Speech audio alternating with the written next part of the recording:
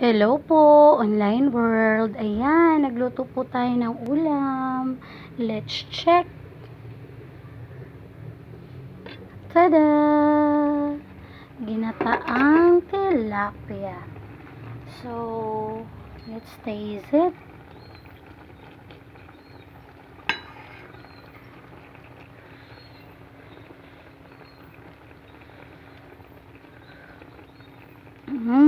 Taste good. So, ayan po yung tilapia po natin. Live tilapia po ito. Ayan. So, kinat po natin. Hinati po natin. Tapos, ang ating gulay, ayan.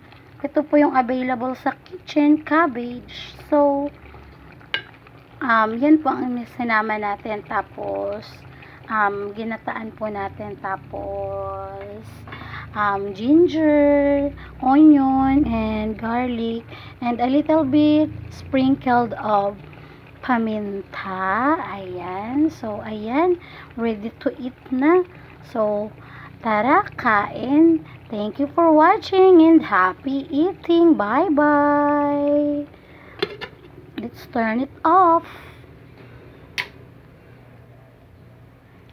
Bye.